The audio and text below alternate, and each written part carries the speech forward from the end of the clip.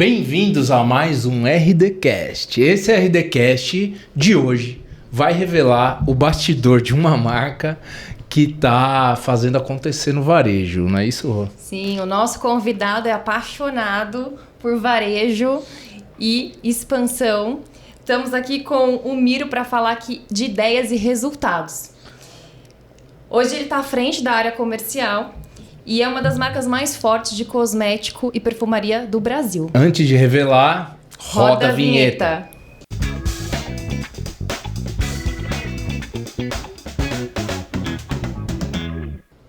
Miro Menezes, muito bem-vindo.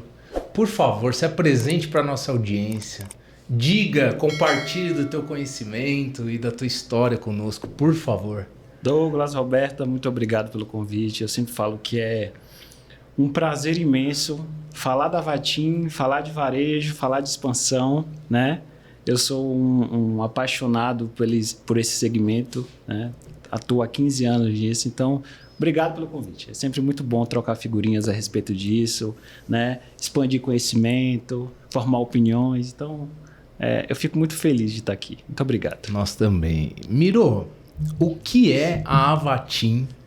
Como vocês estão no mercado hoje e qual é o seu papel lá dentro? A gente tem quanto tempo para falar disso? 2 horas? Se deixar, eu vou até amanhã conversando. Eu vou tentar resumir, tá? A Vatim. Primeiro que as pessoas perguntam o que é a Vatim. A Vatim é um nome brasileiro, né? Uhum. É um nome que no Tupi-Guarani significa transliterado, significa cheiro da terra. Uhum. A Vatim, ela é uma empresa brasileira, nascida em Ilhéus, na Bahia, e surgiu, eu digo que ela carrega com ela a trajetória dela, DNA brasileiro, né? Daquelas 2 pessoas, são 2 sócios, insatisfeitos com a vida que estava, e decide, sabe de uma, eu vou apostar nisso aqui. E o caminho trouxe, né? O mercado pujante trouxe a Vatim até aqui hoje, né? Então, a Vatim surge, né, primeiramente da Mônica Burgos, que é a sócia fundadora. Ela é advogada, casada, insatisfeita com essa vida, né, que ela tinha, e ela decide jogar tudo pro alto, só não joga os filhos, né? Ela tem 3 filhos, e ela decide largar a advocacia para fazer moda no Rio de Janeiro. Então, esse é o primeiro gatilho dessa história. Uhum. O que tem a ver moda com a Vatim, né? E ela se muda para o Rio de Janeiro, estuda moda, e aí a gente está falando isso aí do finalzinho da década de 90, quando a gente fala que a economia no Brasil, naquela época, girava em torno do eixo Rio-São Paulo. Uhum. Isso é importante destacar, né? O São Paulo como polo de negócios e o Rio como polo de turismo e audiovisual. E ela teve uma disciplina dentro desse curso de moda chamado 5 Sentidos, né? Que era como os 5 sentidos influenciam o consumo do cliente, né? E aí vocês já tiram que dos 5 sentidos ela gostou mais do olfato, e naquela época a vertente do marketing olfativo estava nascendo, né? A literatura estava nascendo naquela época, né? E aí era como atrair e reter clientes por meio da memória olfativa. E aí esse foi o primeiro mote dela. Eu falei, cara, eu vou vender consultoria, vou vender cheiros para os meus clientes de moda, e como um atributo, um diferencial a mais, já que atendimento já não é mais um diferencial competitivo, eu vou vender isso, né? Uhum. Ela termina o curso, eu digo que eu brinco com ela que aquilo foi uma ruptura. Ela decide fazer moda na Bahia. Ela sai do Rio de Janeiro, por isso que eu disse que o eixo Rio-São Paulo acontecia no final da década de 90, ela volta para Salvador para fazer moda lá. Ou seja, onde as pessoas jamais pensariam nisso. Então, ela começa a fazer a consultoria de moda, ela consegue atender alguns clientes, só que em um determinado momento, ali 1 ano e meio de consultoria de moda, de VM, de visual merchandising, ela percebe que ela vendia mais aroma do que consultoria. Olha. E aí nasce o projeto, a primeira loja já? Não. Aí foi um outro passo, né? Ela, nesse momento, entre o segundo personagem dessa história, que era o César Fávero, que era bancário, tinha uma visão de marketing, ele fazia alguns bicos como design, e ele falou, Mônica, e se você colocasse uma marca no seu produto, se a gente criasse esse produto? Então, ele começou com as perguntas. A Mônica tinha um espírito empreendedor muito latente nela. Uhum. É uma vendedora nata. Isso é dela. E aí essas duas mentes se juntaram, né? Ali no início dos anos 2000, e falei, cara, vamos fazer isso, né?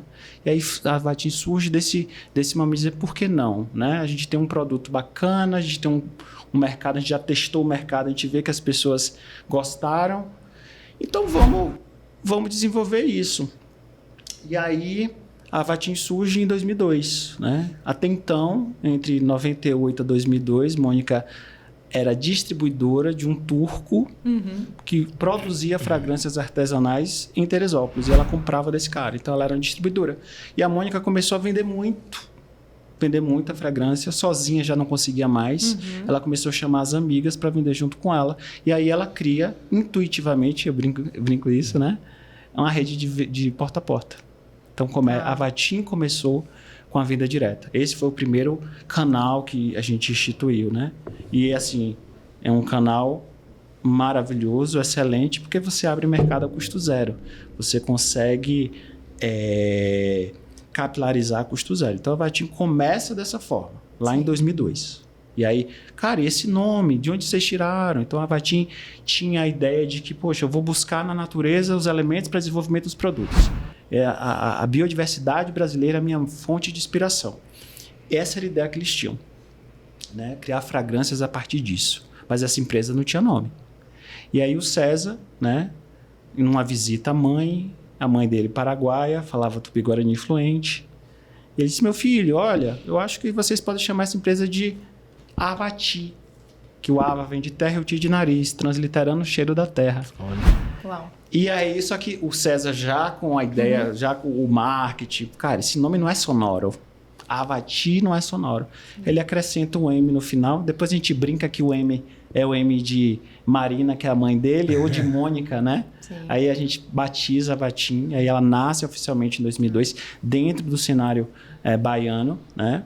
Eu costumo dizer que ela foi pioneira no marketing ativo ali, porque não tinha nenhuma marca fazendo isso, você não tinha concorrente naquela época, em 2002, com as vendas diretas. Então, aquelas vendedoras que atuavam com a Mônica passaram a ser cadastradas como a Vatim. E aí, essas vendedoras que vestiram a camisa e foi o passo a passo. Legal.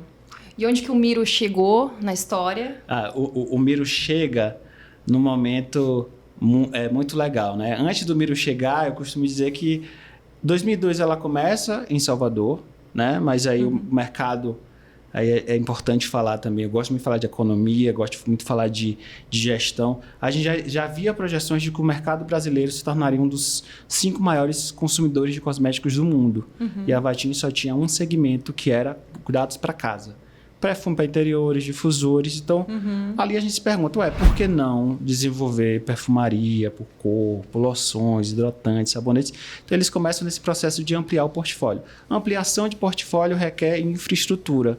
Onde a gente vai montar isso? Até porque a produção era muito artesanal, né? Ficava dentro de um endereço residencial em Salvador com todas as suas limitações de logística. Foi aí que o pai do César, vendo que a empresa estava crescendo, cede um espaço dentro de uma reserva de Mata Atlântica, porque aí tem tudo a ver com a identidade da marca, em Ilhéus, no sul da Bahia. E essa região era extremamente estratégica para o negócio, caiu assim como uma luva, porque você tinha ali 3 modais de transportes. Você tinha a rodovia BR-101, você tinha um aeroporto, e você tinha um porto. Então, tudo isso facilitava o escoamento, né, de suprimento de produto também. Então, a marca começa a crescer a partir desse momento, quando ela se muda para Ilhéus, no ano ali de 2004, mais ou menos. E aí que vem esse processo de o mercado começa a cobrar. A dona Mariazinha que vendia apresenta para a irmã que mora em Cuiabá e eu quero vender aqui. Isso me dá uma entrada para já te fazer uma provocação, inclusive, Miro. Toda franquia sofre um desafio, né, no seu crescimento e para manter um certo padrão. Qual foi o erro mais duro que um franqueado seu ou alguém que está nesse meio, né, da Vatim precisou corrigir? Você fala de expansão de loja ou de padrões. De padrões. Você tem... Qual o tamanho da rede hoje? E aí você vai completar dizendo como que faz para gerenciar isso. A gente... Assim, e aí nesse processo de amplia portfólio, veio a cobrança por loja. né? Tá. A gente não tinha varejo ainda. E aí eu entro na sua pergunta, na resposta na sequência. Para isso, segundo teste que a gente fez, vamos participar de algumas feiras e vamos, porque até então é muito fácil vender por catálogo, você não tem concorrente. Sim. Então vamos colocar nosso produto na prateleira para perceber, para entender qual seria a percepção de valor do nosso consumidor. Então a gente cadastra um ponto de venda, os pontos de venda, as lojas multimarcas que vendiam a Vatim. Ali a gente já percebeu que o faturamento reagiu muito, assim, chegou a bater a venda direta, a gente falou, opa, tem uma oportunidade nas mãos, esse negócio de varejo pode ser bom. Aí a gente foi se cadastrar na BF, somos até hoje, e vamos começar com o nosso processo de expansão, e aí a gente foi buscar inspiração nas farmácias boutiques francesas da década de 20, para construir a identidade da loja, que eu chamo orquestrar a experiência desse consumidor com a nossa franquia. E aí a gente hoje pula para 2025, a gente hoje tem 350 unidades ativas, 4 unidades em Portugal, e o maior desafio hoje é, com certeza, alinhar expectativas entre franqueados e franqueador. Porque não tem segredo, né? Eu digo que a gente só cresceu porque teve gente que acreditou e teve parceiros. E aí, nessa hora, eu falo para a pessoa que está assistindo, você só vai crescer se tiver as pessoas certas do seu lado. E a gente teve, né? Então, esse é o grande desafio, é entender quem são as pessoas que têm que estar do seu lado. Porque se a depender disso, pode ser que essa pessoa vire uma pedra no teu caminho, né? E aí, não cuide da tua marca como ela merece ser cuidada. Apresente a marca da forma que não deve ser apresentada. E aí a gente vai recorrer aí a padrões, excelência, funcionários, equipe que vai cuidar disso, fiscalizar. Mas esse entendimento de que ele é um guardião da marca tem que estar na essência dele. Porque senão a gente não vai conseguir extrair bons resultados. Então eu acho que o maior desafio, assim, eu digo que é de das dores são iguais, né, de várias redes. É essa, assim, alinhamento de expectativa entre franqueador e franqueado, e para isso precisa ter muito diálogo, né? Precisa ter muita conversa, precisa explicar, precisa, né, doutrinar alguns temas, então eu iria por essa linha. Pessoal, olha isso. A gente está diante de uma autoridade de varejo aqui, ele está cheio de modéstia, mas assim, o Miro, ele tá há pelo menos 15 anos na marca. A gente tá falando de 325 unidades para serem gerenciadas simultaneamente. Ele já deu um número que só esse ano vão abrir quantas, Miro? 64. Você sabe que abrir 64 lojas em um ano de uma forma longeva, em que essa operação tem que perdurar, em que o franqueado que já está dentro tem que endossar o que está entrando, dizendo, olha, pode vir sim que é bom negócio. Então, Miro, além da tua autoridade no varejo, o cara é mestre, tá? Vou dar um disclaimer aqui. O cara tem um mestrado no tema. A gente vai falar mais aqui de multicanais e tudo mais. E falando de estratégia de negócio, Miro, a gente sabe que não é um privilégio dos cosméticos, mas o varejo em si, principalmente no Brasil, ele é muito refém de calendários, principalmente calendários promocionais, do tipo, inventamos uma Black Friday aqui, não sei quem fez isso, um monte de ações em que você precisa continuar mostrando valor de marca para não ficar queimando margem. Como que você administra isso para o pessoal continuar vendo tanto valor na Vatim, que hoje não é só essências, é perfume, veste uma casa aromaticamente falando, vocês são fornecedores de outras marcas. Como você consegue ficar livre desse ciclo vicioso que é o promocional? Como você consegue continuar vendendo valor? Sua pergunta é ótima, porque quando eu sento numa mesa para falar de promoção, eu odeio fazer promoção. Cara, pegou no ponto. Eu odeio fazer promoção, porque assim, é óbvio que eu tenho...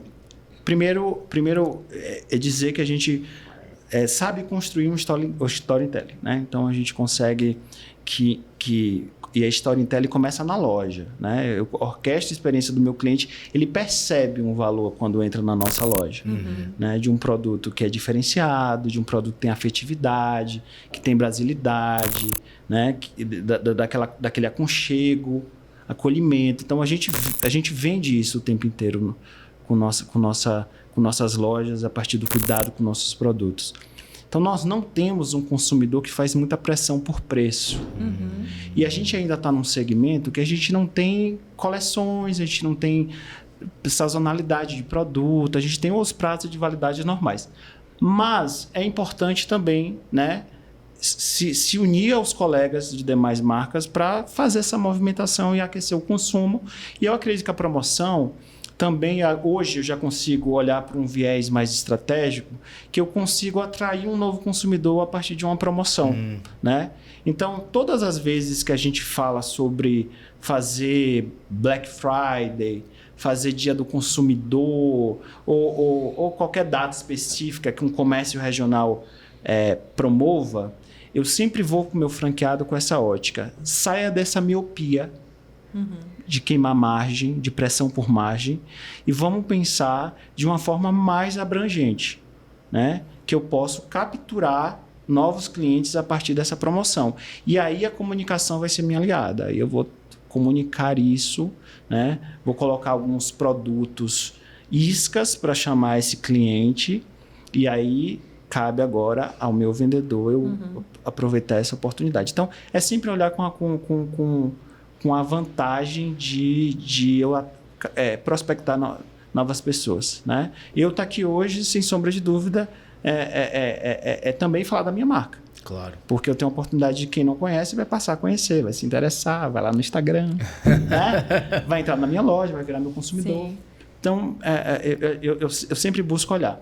Porque se a gente for olhar só por margens, só número, né? E a gente sabe uma coisa imperativa, número tem alma, não dá para mentir, não dá para enrolar, no final do mês a conta vai chegar para pagar, mas é sempre olhar no sentido mais amplo da discussão, né? As promoções são necessárias, né? Primeiro para criar um looping de consumo também, né?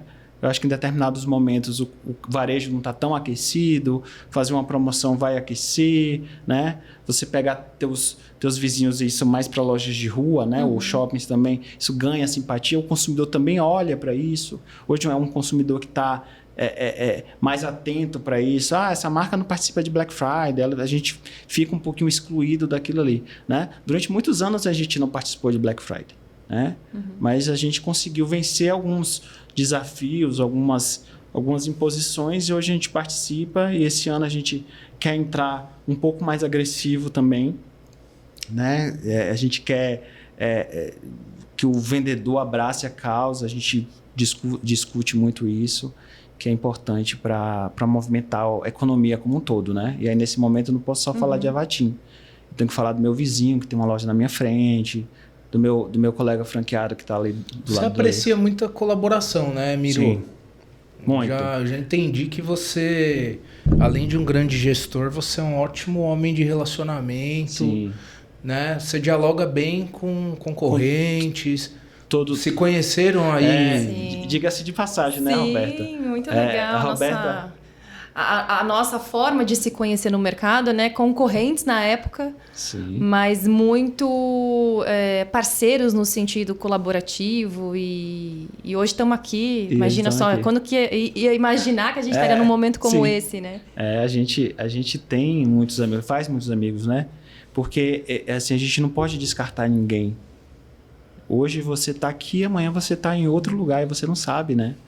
Eu gosto de contar uma experiência assim. Esse amigo vai ver, ele sabe que eu estou falando dele.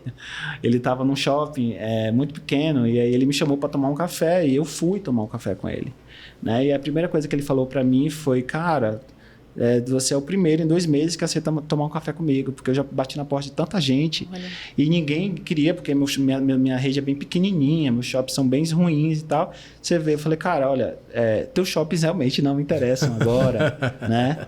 Não faz sentido para a nossa marca agora, para o que a gente está buscando, nosso posicionamento, mas eu acho que contato é contato.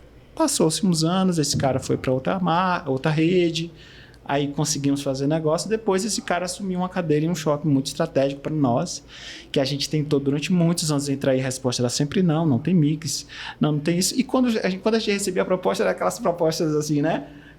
Altamente convidativas, para não dizer o contrário. E aí ele foi assumir a cadeira, ele me ligou, falei, olha, a primeira pessoa que eu tô ligando é você, porque eu quero você aqui. E aí eu falei, não pensei 2 vezes, a gente vai. Então eu acho eu acho que não é só no varejo, né? Eu acho que tem que ser em todas as escalas da vida. A gente tem que saber se relacionar. Acho que a relação abre portas, fortalece laços. Então é importante. E a Roberta falou tudo, assim, a gente se conheceu num cenário de marcas que brigavam, assim, né? Pela mesma fatia, só que eu nunca vi como uma ameaça, muito pelo contrário. E eu brinco com amigos de outras marcas de cosméticos, né? Falei, cara, abre do meu lado.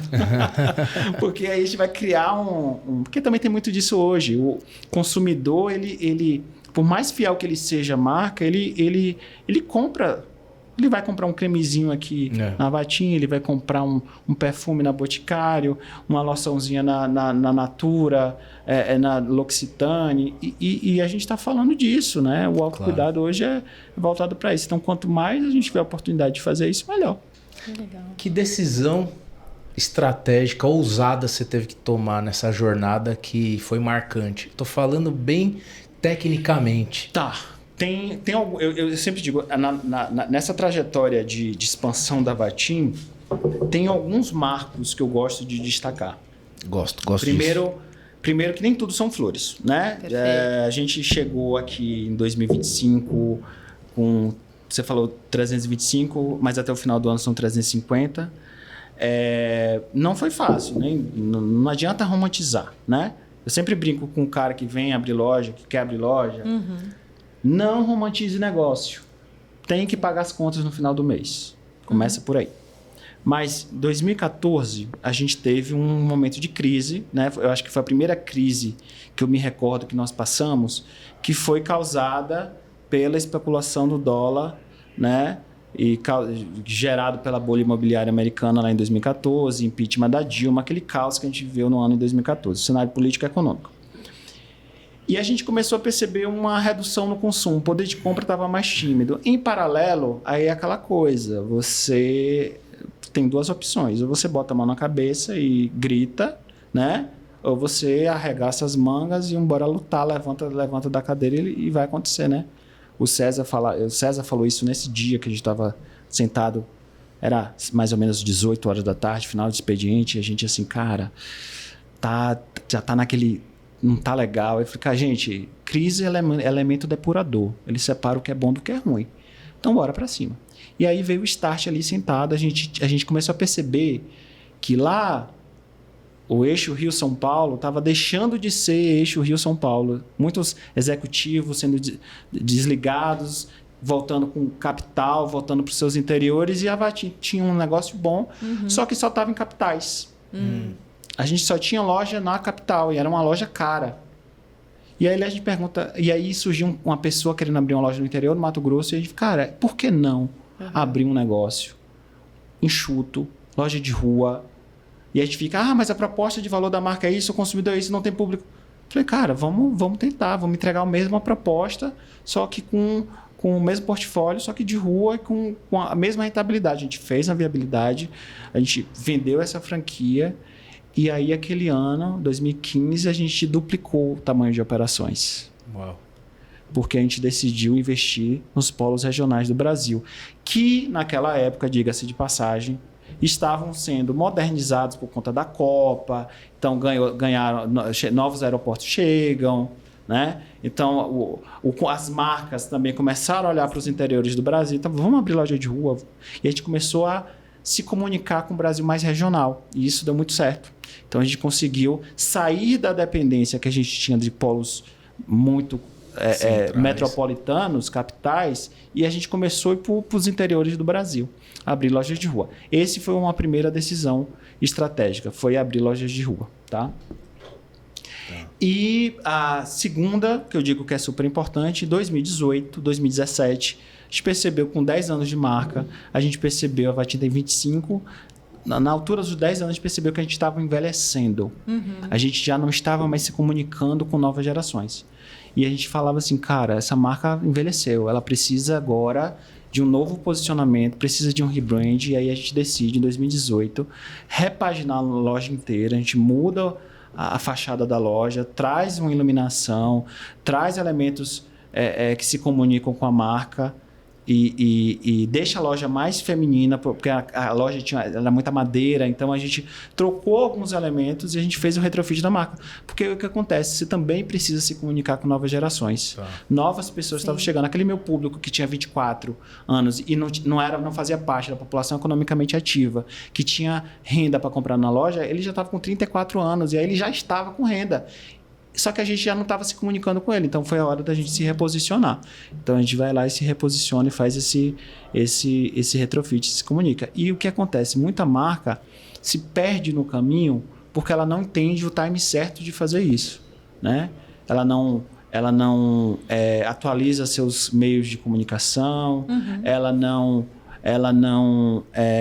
aperfeiçoa seus canais de venda, de distribuição. Então a gente tem vários casos de marcas que ficaram para trás. Eu acho que é legal você falar dos desafios, né? E do quanto vocês tiveram que mudar a rota, né? Diante de impactos até que não estavam no controle de vocês, obviamente.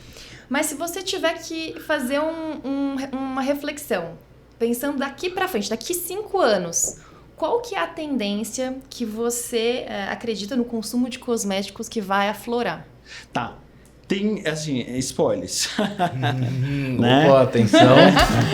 Vinheta. Pensamentos, assim, que eu acho que estudando o mercado hoje, a gente hoje fala muito de centralidade no cliente. Então, essas marcas precisam colocar o cliente no centro da decisão, porque no final das contas, é ele quem decide, né? É ele que decide onde, quando, como compra. Não é mais a loja, né? Porque hoje existe uma democratização do acesso, né? Você pode comprar, por mais que a marca não queira, a loja vendendo na Shopee, o produto na Shopee, vai ter vendendo, não adianta ir contra isso. Mas a decisão é a centralidade no cliente, né? É você desenvolver uma área de experiência do consumidor, né? De indicadores. Mas tem também questões que hoje que eu escuto muito, que é transformar o produto em serviço, que o varejo vem fazendo muito isso, né? O que é isso, Miro? As assinaturas, né? Então, assim, você tem até assinatura de ovos, algo que você compra com muita recorrência. As marcas, as mais inteligentes hoje, elas estão fazendo isso, né? Elas estão transformando o produto em serviço, né? Como é que eu enxergo isso dentro da minha marca? Assinaturas de refis, né? Aquele cara vai estar comprando. Porque aquele produto tem um tempo de validade de uso, né? Exatamente. Então Ninguém melhor do que a marca para saber quando o cliente está com uma nova necessidade. Então, isso hoje é uma tendência. Além das tendências que já são mais que batidas, tendências clichês que a gente fala, né? Tem que analisar muito, porque é igual a história do metaverso, né? A nova tendência, e a gente viu que o metaverso se transformou. Mas a tendência de você pensar no mundo sustentável, né? Então a gente já dialoga com isso há muito tempo, de cuidar do meio ambiente, né? da união entre o social e o ambiental, isso é extremamente rico, importante, e o consumidor hoje está cada vez mais interessado e preocupado com isso.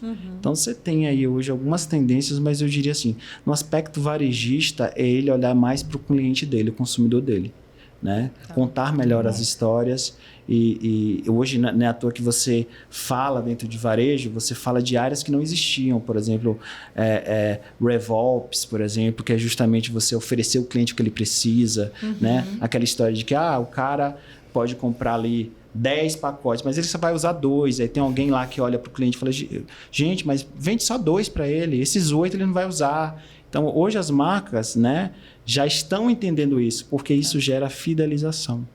O teu cliente vai sentir, cara, ele está preocupado comigo. Então, e no final das contas, a decisão é do consumidor. Então, essa é a expectativa agora. Miro, você entregou muito até agora, mas é o seguinte, tem um momento agora do episódio que eu quero ver se você vai continuar mantendo a sua classe, a sua categoria. Esse é o momento que eu quero que você segure essa barra de ouro aqui. Olha, pode levar para casa? Olha o tamanho de segurança ali, ó. Paga as contas aqui. 1 quilo de ouro aí. Ah. E esse é o momento entregando o ouro. Então, mais do que você trouxe até agora, você vai ter que levar para a audiência agora uma informação, um dado, uma técnica.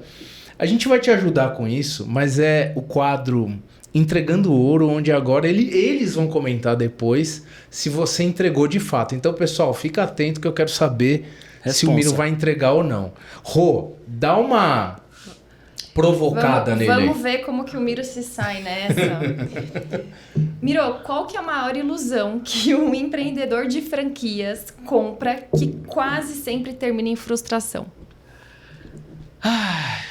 Tem uma lista. Que a loja sozinha se vende. Tá. Que por ser uma franquia, ela vai dar resultado sozinha, só abrir as portas. Mas presença e protagonismo faz diferença. Eita, não perde o ritmo não. Você já defendeu uma estratégia que depois percebeu que estava errada? Qual foi e qual o custo disso para a empresa? Já algumas vezes. Eu posso citar uma, assim, que eu defendi contra na época. Me arrependo isso muito. Mas aí, eu hoje, com a maturidade que eu tenho, eu acho que eu teria feito diferente. A gente, mais ou menos na pandemia, isso surgiu na pandemia, a sócia, Mônica, ela queria abrir um café da marca. E eu olhei para ela e disse, não tem nada a ver, né? E eu me arrependo disso, porque tinha tudo a ver. Ela já estava com a cabeça dela 10 anos já na frente. Tá. E eu ainda estava com aquela história míope. Né? Caramba, se foi esse período que você falou, ela estava com a visão. Não, ela estava. Ela calibradíssima. sempre foi muito rápida nas visões de futuro, assim. Talvez não à toa que eles estão onde estão hoje, né? Legal. Só que naquele momento eu pensei como executivo e eu deixei o comportamento do executivo falar mais alto. Eu deveria ter escutado o lado empreendedor. Olha. Né? Porque depois você viu uma invasão de marcas abrindo cafés. Marcas de luxo, marcas fitness, né? Todas as categorias. Exatamente. E vocês têm então ali foi algo que eu me arrependo, que eu acho que eu poderia assim, ter abraçado a ideia, mas o medo, né? A dificuldade de operacionalizar. Só inova quem é ousado, essa que é a verdade, né? Exatamente. Então, eu diria isso. E claro, tem outros, eu acho que faz parte assim, da nossa rotina, né? Tá. De apostar em um franqueado específico e não dar certo, né? E virar um problema. Isso faz parte do nosso dia a dia. E para arrematar, Rô, porque eu entregando ouro, eu tô vendo que ainda... O mercado de cosmético é cheio de glamour, né? É gostoso trabalhar. Ele é perfumado. É perfumado, cheiroso. Mas de tudo isso, qual que é o lado menos cheiroso, de fato, do setor que ninguém tem coragem de expor? Sim, tem. Eu diria que tudo muito caro, custo muito caro, abrir franquia é muito caro.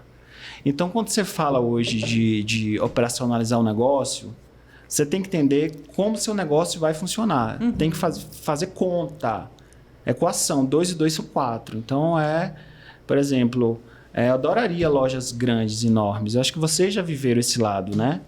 Só que como é que você abre lojas grandes, proporciona orquestra uma experiência interessante para o consumidor com lojas grandes e amplas, com um boleto, né? Custos de ocupações tão altos e no final das contas não fecha. Né? Então você tem ali, querendo ou não, uma margem que te pressiona e que você tem que entregar resultado, mas em paralelamente a isso você tem a equipe do marketing dizendo, gente, eu quero lojas maiores, eu quero fazer eventos lá dentro. Tá, mas qual o valor do metro quadrado hoje? Né? Começa com o teu estudo, qual é o teu ticket médio? Né? Eu acho que a maior dor que eu acho que a expansão tem é justamente viabilizar operações rentáveis.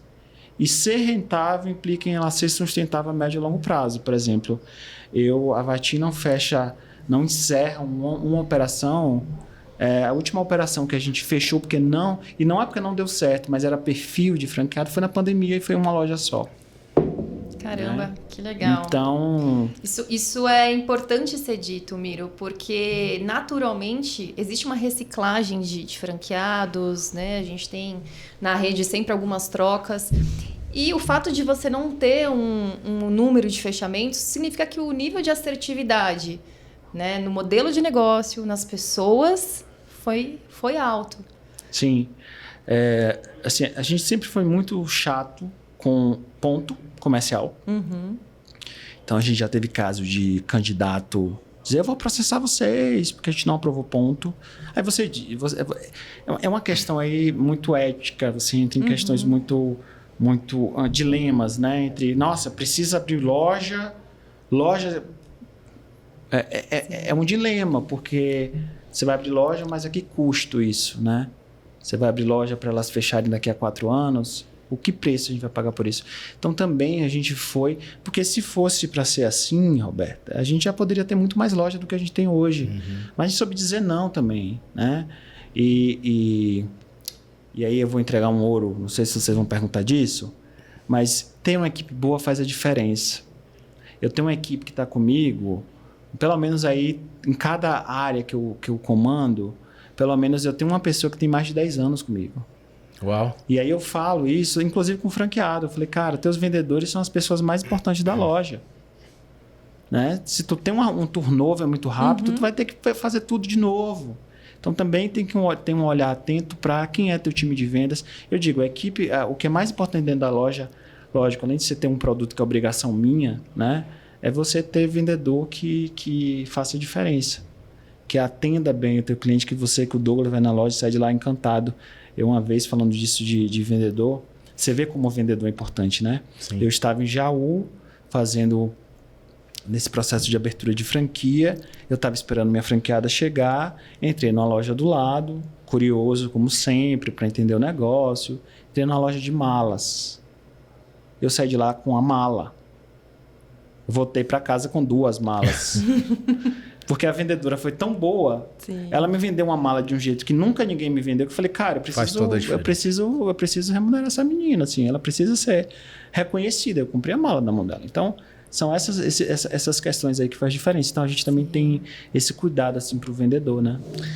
Senhoras e senhores, Miro Menezes, o homem por trás da Avatim. Todos os seus números e realizações. Você, tanto como consumidor quanto como investidor, precisa conhecer. Se ainda não conhece, pelo amor de Deus, 325 unidades, tá por toda parte. Miro, foi um prazer enorme te receber e eu gostaria que você mandasse um recado para aquela câmera, para quem você quiser, no tom que você quiser. Ela é toda sua e, mais uma vez, meu muito obrigado por ter vindo aqui falar conosco. Não, obrigado aí, o bate-papo foi excelente, tá? Eu levo ouro para comigo agora. Mas se você entregou o ouro, vai ter que ficar aqui.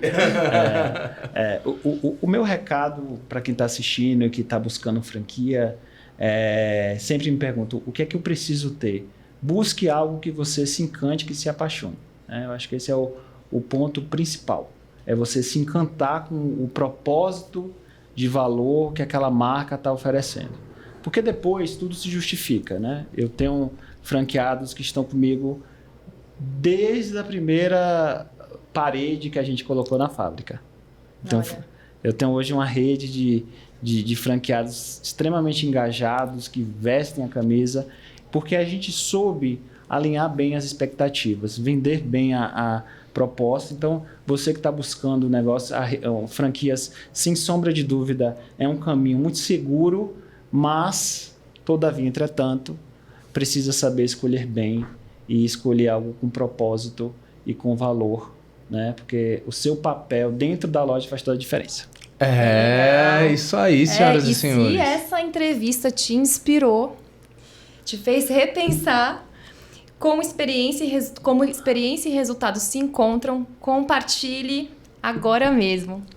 Pessoal, e agora um agradecimento especial aos nossos patrocinadores, um destaque mais do que importante para a Plié, que tem projetos de abertura para novas unidades de franquia por todo o Brasil. Escaneie o QR Code aqui para descobrir esse projeto fenomenal e cheio de retorno para você. Até o próximo RDcast.